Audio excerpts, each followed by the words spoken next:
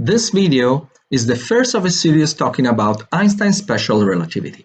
I'll try to condensate in 8 to 10 minutes some small, self-standing parts of the subject and to concatenate them to give an elementary but scientifically sound view of what special relativity theory tells about space, time, mass, and energy.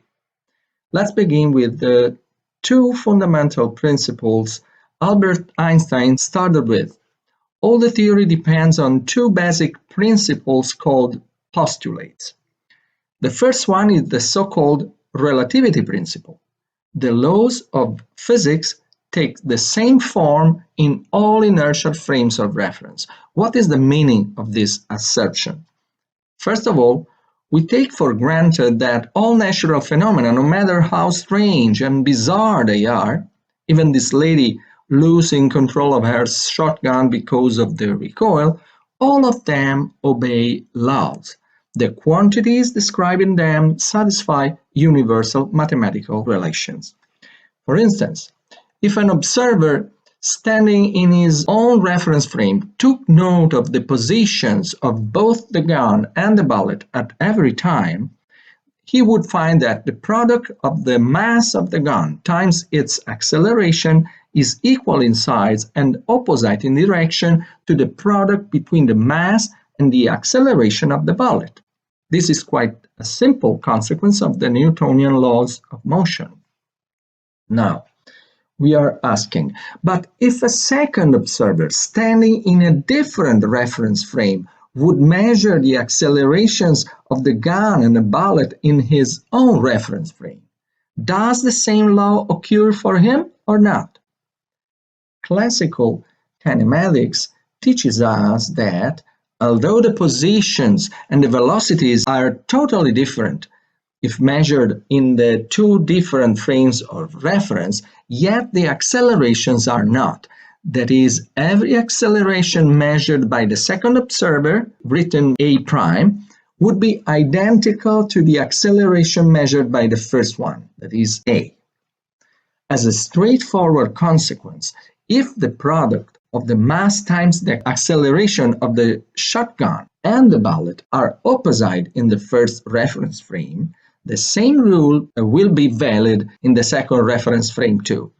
This law satisfies the relativity principle. The relativity principle postulates this assertion to be true not only for this law, or more generally for the mechanics laws, but for all the laws of physics, for instance, for the laws of electromagnetism, as expressed by the four Maxwell equations. This clarification seems quite harmless, but it has some astonishing implication. In fact, Maxwell equations imply that electromagnetic waves, including visible light, propagates in vacuum with a speed depending on two natural constants, the dielectric constant and the magnetic permeability of the vacuum space. If these laws have to be valid in every inertial reference frame, thus this velocity has to be the same in all inertial reference frames. And this blatantly contradicts relativity principle, at least at the first sight, because in classical mechanics, the velocities of a same object have to be different in two reference frames if they are moving with respect to each other. For instance, let an observer at rest with respect to a light source measure the velocity of a light pulse. He could measure the time occurring for light to travel between two finished flags and then divide the distance between the flags by the time employed to cover it. If the Maxwell laws are valid for him, then these velocities have to be equal to the theoretical value given by 1 divided by the square root of the products of the two constants. On the other hand, take a second observer, moving in respect of the first one, willing to measure the time occurring to the light pulse to travel between two flags at the same distance of the previous ones, but at rest respect to his own reference frame. You see, the distance would be the same, but the time interval should be greater. As a consequence, the light velocity for him, would be smaller than the theoretical value given by the formula, so the Maxwell equations could not be valid for him. They could not be valid in his own reference frame.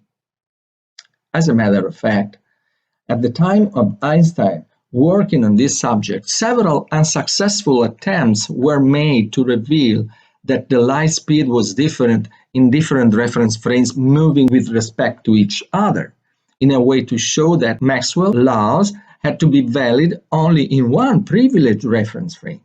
The most famous one is the experiment with the interferometer of Michelson and Morley, but all the experimental evidence pointed toward the validity of Maxwell's laws in all the inertial frames, no matter their relative state of motion. The light speed seemed really the same regarding the inertial frame you measure it in. We are not sure if Einstein was aware of these attempts at that time, but he was led by the conviction that the relativity principle was not valid only for mechanics, but also for the electromagnetism. So he stated a second postulate, the light speed invariance postulate, stating that light has the same speed in all the inertial frames regarding the source motion. Of course, this postulate has deeply anti-intuitive consequences. If the second observer has to measure the same speed, the first one, that means that its time interval, which should be longer from the first observer's point of view, is not longer anymore. Or maybe the distance between the two flags, which should have been the same of the other observer, is really greater than this. Or maybe both things are true. Einstein wanted to understand in which way the quantities of mechanics, lengths, durations, transform, passing from a reference frame to another, in a way to keep invariant the light speed and, at the same time, to keep also invariant the laws of mechanics. His endeavors produced special relativity, which we are going to study. By the way, why we talk about special relativity? In what sense is it special? In the sense that it is limited to a certain context. In fact, we limit ourselves only to transformations between reference frames in straight and uniform relative motion.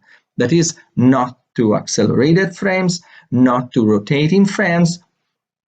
Moreover, we do not consider the action of gravitational forces, which were included in a more general extension of the theory, which took other 10 years of Einstein's work to be accounted for.